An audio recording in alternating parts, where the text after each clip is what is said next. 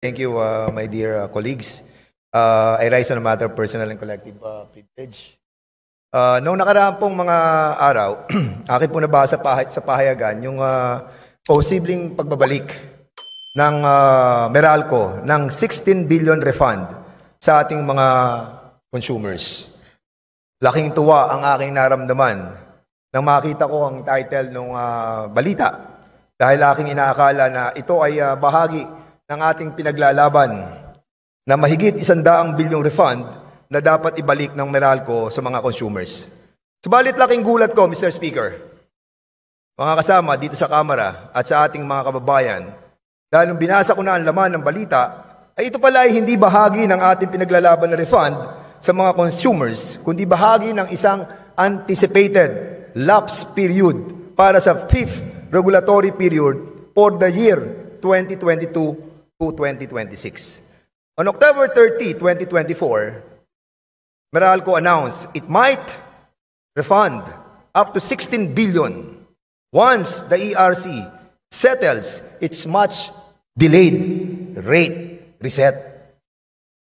At sinasabi din sa news na ating nabasa that suspended ERC Chairperson Mona Lisa de Malanta, and by the way, siya po ay nakabalik na.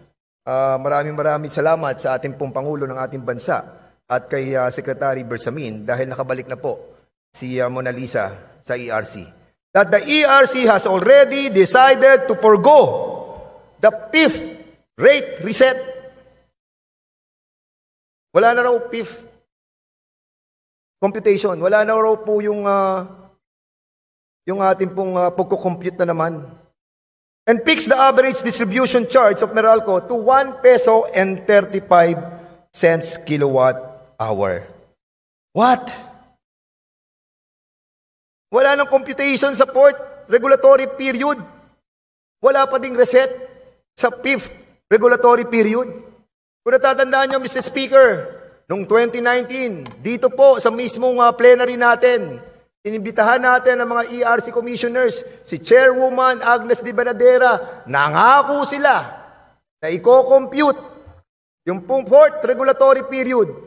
Sinasabi nila, meron ng bagong computation para sa bagong taripa ng mga ating mga kababayan dahil mababa na ang dapat na singil ng kuryente. Naganap ba?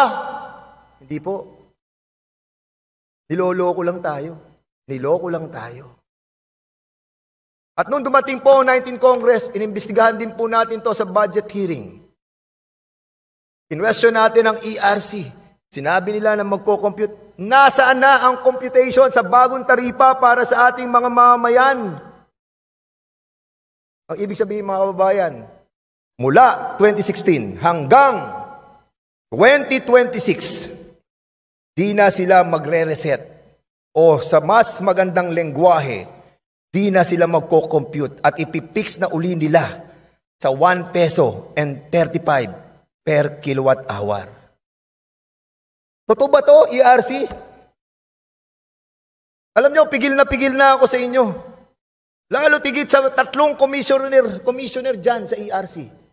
Si Commissioner Alexis Lumbatan, si Marco Romeo Puentes, si Commissioner Florecinda Baldo Digal, mula noon hanggang ngayon, hindi kayo nagbago. Kayo ang mga salot ng ERC na dapat pagbayarin sa paghihirap ng ating mga kababayan dahil sa inyo, kaya ang ating singil sa kuryente ay hindi bumababa. Dahil sa inyo, patuloy ang pagsingil ng mataas at doble ng Meralco. Ang mga katulad ninyo ang dapat singilin ng kongresong ito upang sa gano'y pagbayarin sa patuloy na pandaraya ninyo at sa inyong desisyong hayaan na lamang ang 2016 to 2026 ay i-consider na lapse period. Sadya kayong mapagsamantala. Di pa nga dumadating ang taong 2025 and 2026, sinabi nyo lapse na agad. Bakit? Magkano ang dahilan? Malaki ba? Mr. Speaker, ang ganitong kapabayaan ng ating mga commissioners ng ERC ay hindi mapapahintulutan ng representanteng ito They need to answer back to the Filipino people. Ang kanilang mga aksyon na nagbigay ng perwisyo sa ating mga kababayan sa mahabang panahon must be confronted by this Congress. Nais ko sanang idetalye sa inyo ang mga bagay na may kinalaman sa overcollection sa atin ng Meralco.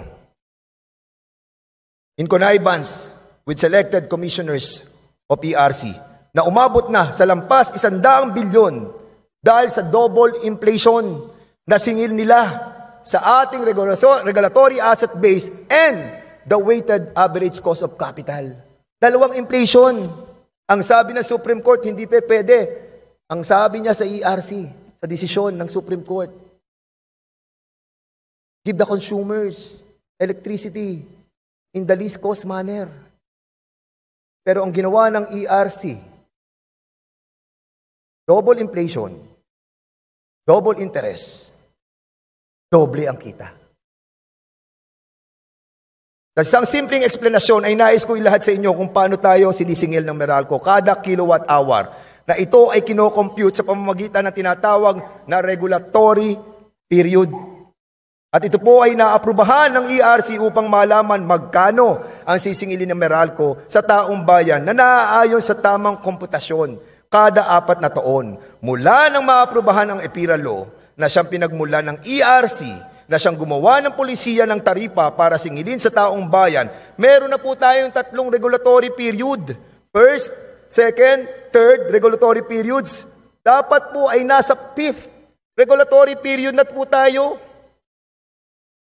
Pero dahil sila diyang di-compute ang 4th regulatory period at ang 5th regulatory period, upang sa ganon ay di mabago ang mataas sa singil ng Meralco, di ito magagawa ng Meralco alone. Kasabwat dito ang 3 kasalukuyang commissioners, dating commissioners at dating chairwoman ng ERC.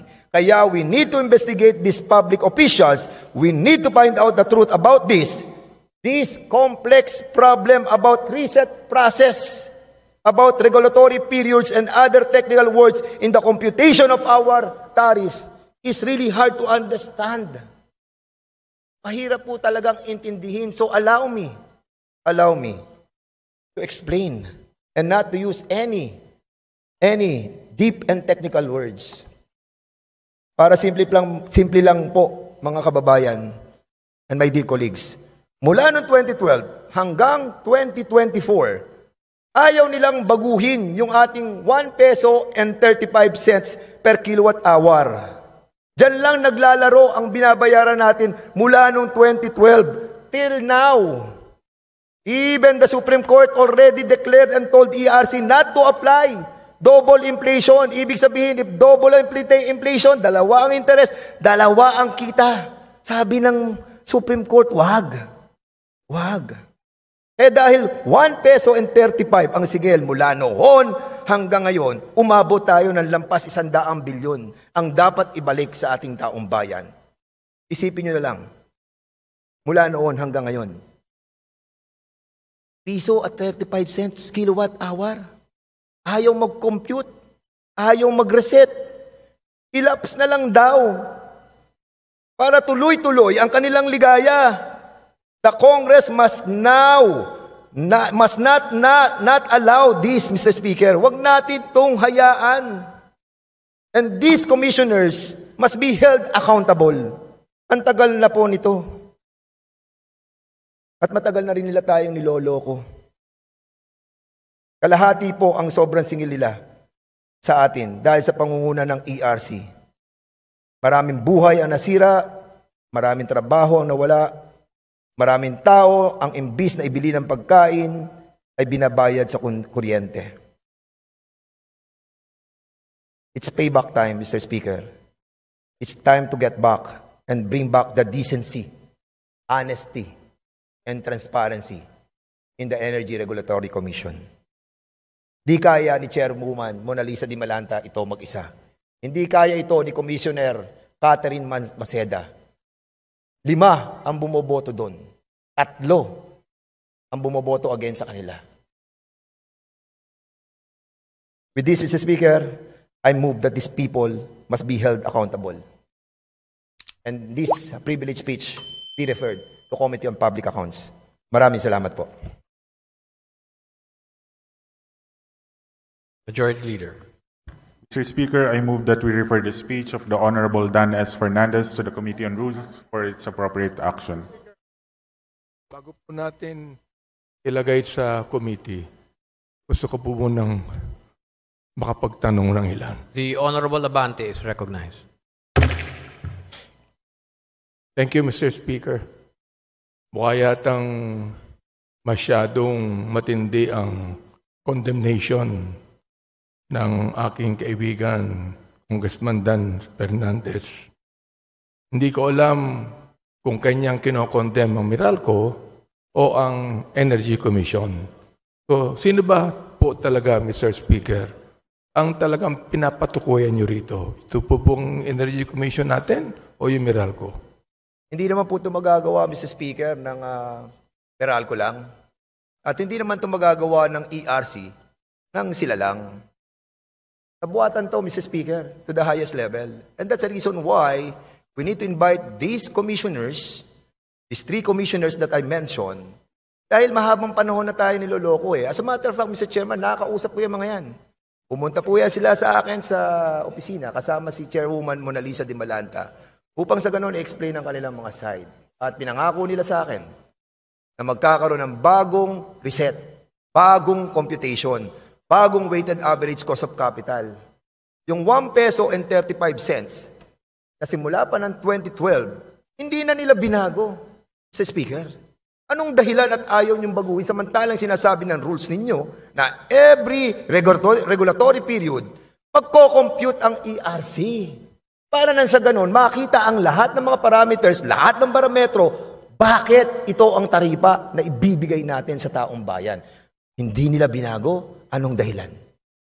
Dahil ayaw nilang bumaba ang singil ng kuryente. Ganong kasimple ito, Mr. Chairman.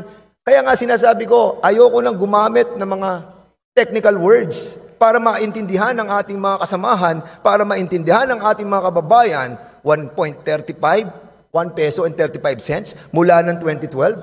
Tingin mo hindi na bago yun sa mga panahong ito?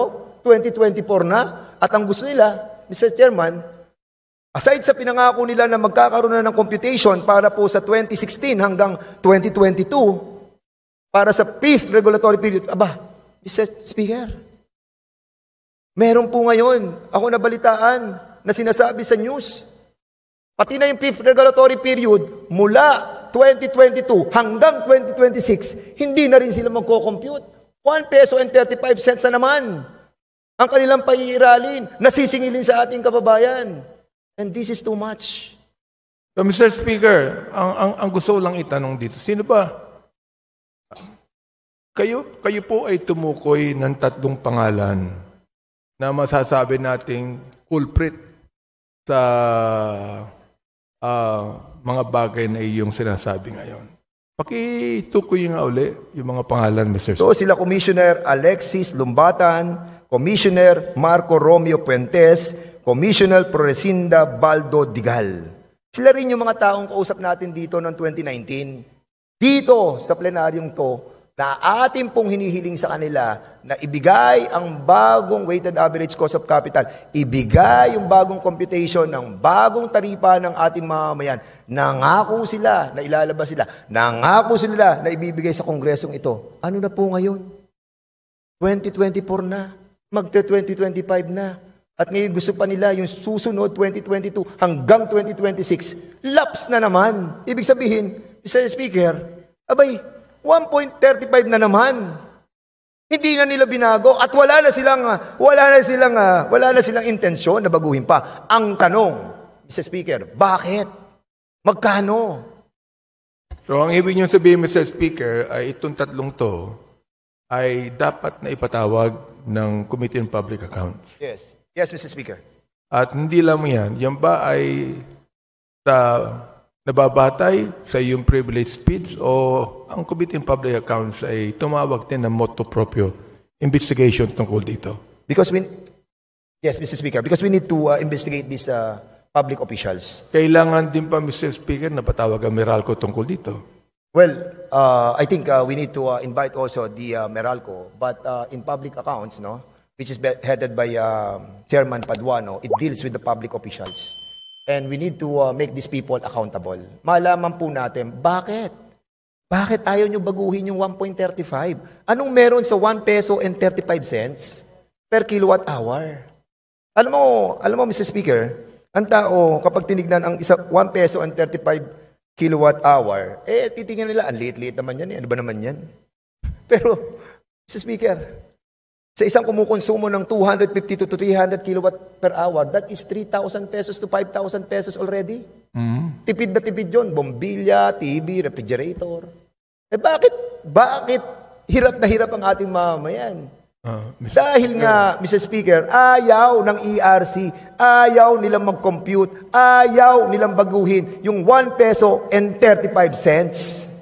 So, Mr. Speaker, naniniwala kayo na merong connivance ang ERC dito at ang Meralco?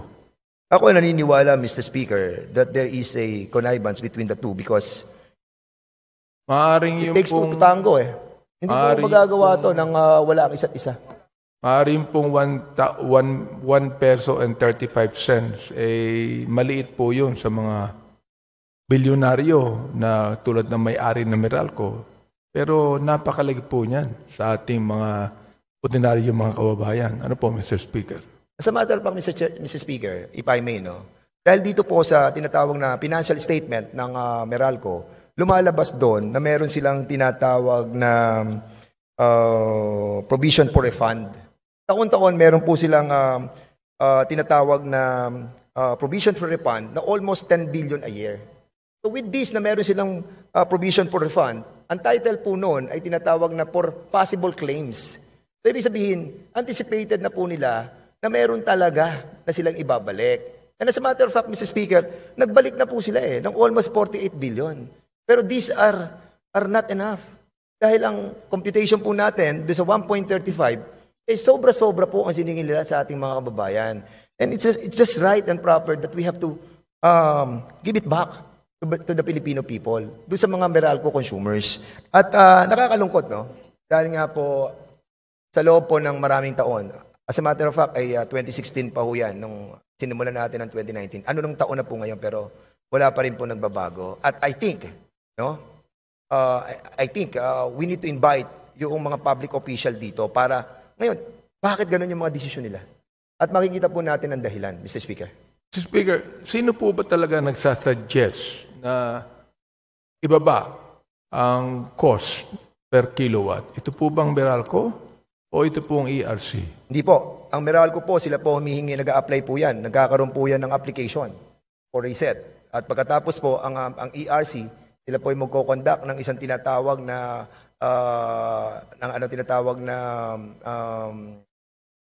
what you call this, regulatory period, no? Nagko-conduct po sila ng malawakang computation para po makuha yung tinatawag na weighted average cost of capital na kung saan, yun yung kita noong distribution company. Malawakan pa to, masyado pong masalimuot.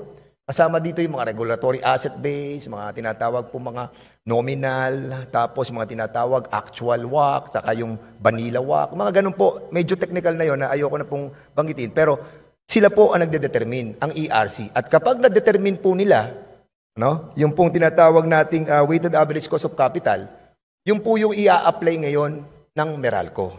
So in other words, nag-a-apply ang Meralco para bigyan sila ng tamang taripa at ang ERC po ang may responsibilidad doon sa tamang taripang ibibigay sa ating mga kababayan. Now, kung meron pong overcollection or error doon sa ginawang computation, it is just right and proper for the ERC to correct their own error. Mandated po yan doon sa tinatawag po nating RDWR o yung Rules on Distribution Wheeling Rates na kung saan nakabanggit dyan sa article, I forgot the number of the article, na sinasabi po nila na kapag nagkaroon ng error sa collection na binigay sa taong bayan, it is mandated to the ERC to correct their own mistakes. And as a matter of fact, Mr. Speaker, kinorek nila ang kanilang mga mistake noong 2022. Months bago bumaba si Chairwoman Agnes de Banadera. Pero ang ginawa nilang correction, hindi po computation. Ang ginawa po nila is true up something, true up na kung saan sinasabi lang po nila, i-consider na nating lapse yan. I-consider na nating tapos na yan. At ang gawin na lang natin, kunin na lang natin yung taripa nung nakaraang regulatory period, na third regulatory period, i-apply na lang natin sa fourth regulatory period. Kung ano yung nagawang computation nung third regulatory period na mali ang computation, i-apply na lang sa fourth, i-apply na lang sa fifth. In other words, Mr. Speaker, apply na lang sila ng apply. I-consider na nating lapse, apply na lang natin yung 1 peso and 35 cents. Huwag nating baguhin ang 1 peso and 35 cents. Bakit? Yan ang katanungan mula ng 2019 hanggang ngayon. Yan pa rin ang katanungan natin ngayon. So, Mr. Speaker, ang gusto ko lang malaman, meron bang kinikitang ERC dito sa ganitong kondisyon? Kinikitang ano po, Mr. Speaker? Meron bang kinikitang pera ang ERC dito sa ganitong kondisyon? Ito po yung taripa ng binabayad na kuryente ng ating mga taong bayan doon sa pagdidistribute ng kuryente galing sa transmission. From generation power plant, magbabayad tayo doon, yung magkano yung kuryente, tatransmit yung kuryente, magbabayad din tayo doon, 0.80 cents. Tapos dadalhin sa distribution na company, sila naman ang magdidistribute sa atin ng kuryente. Yun ang binabayaran po natin, yung 1 peso and 35 kilowatt per hour na distribution rate ng Meralco. Pero yung kanilang rate na yon sobra. Therefore, Mr. Speaker, meron ding malaking accountability ang Meralco dito. Pinag-uusapan po yung distribution na yan ng per kilowatt cost. Ano mo, Mr. Speaker? Ilang beses po natin naimbitahan ang Meralco dito. Sa Committee on Energy, we always invited the Meralco. Ang lagi nilang tinutulo ang ERC, which is the right thing to do because the determination of the tariff that will be charged to the people is basically being handled by the ERC. Magaling Magaling po talaga. Kumbaga parang ERC ang nagbigay ng na elapsed period na yan Ay ERC ang hindi nag-compute So, ang tagal na natin nakikipaglaban dito, Mr. Speaker, and I hope our Filipino people will understand in the simplest manner bakit 135 mula noong 2012 hanggang ngayon, ayaw nilang baguhin. Ang sasabihin nila, sagot nila dyan, I'm pretty sure. Hindi naman po 1 peso and 35. Ang naaprubahan po dyan, ang siningil namin is 1 peso and 44 cents. Tama, 1.44. Tapos nakita na may mali, kaya ginawang 1.38. May nakita na naman, sobrang naman, ginawa nilang 1.35. Ganun po ang istorya niya. Napakahabang technical issues that I wanted to explain to our people. But of course, Mr. Speaker, hindi po ganun kadali maintindihan ito. But ang pinaka-importante, ang pinaka-buod, point 1, point 2, 5 cents is very important. This equate to billions of money being collected to our Filipino people. Sobrang bilyon na po ang kinolekta ng Meralco dahil po dito sa sobrang singil.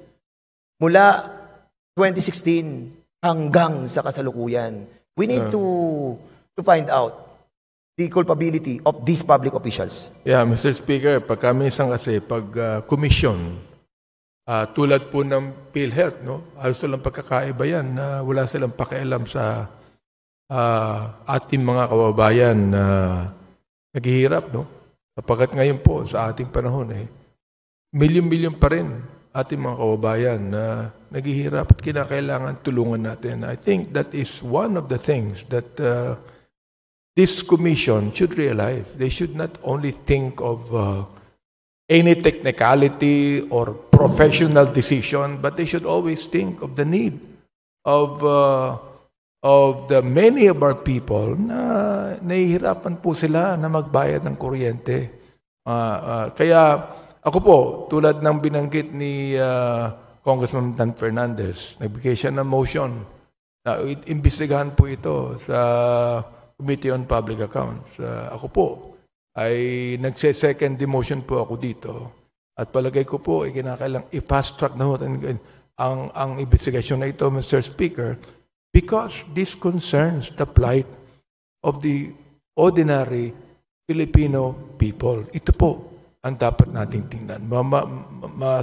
Magandang hapon po. Maraming salamat, Mr. Speaker, sa pagkakataon. Maraming salamat, Your Honor, for giving me the chance to interpolate. Thank you so much. Maraming salamat po.